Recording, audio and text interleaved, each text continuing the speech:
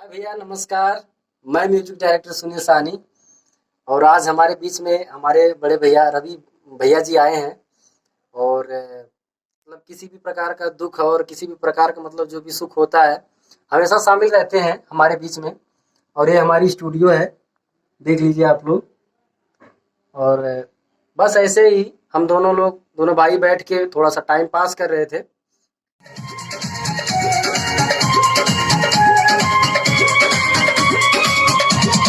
अंगे अंगे देहिया टूटाता, मकई के लावा जैसे फूटाता। ए जी अंगे अंगे देहिया टूटाता, मकई के लावा जैसे फूटाता। दिया के झोरा में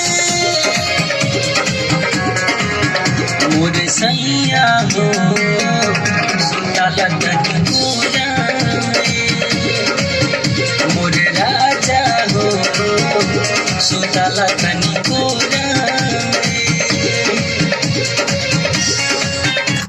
हाय दोस्तों, तो आप लोग बताइएगा आप लोगों को कैसा लगा। और बस ऐसे ही आप लोगों को पता ही है कि मतलब लॉकडाउन का समय चल रहा है।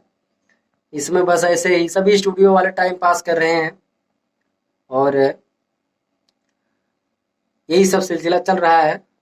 रिकॉर्डिंग हो जाती है, ट्रैक की रिकॉर्डिंग करते हैं अभी और लाइव की भी रिकॉर्डिंग लगने वाली है। और अब काम चालू हो जाएगा, बस 2-1 दिन में काम चालू होने वाला है।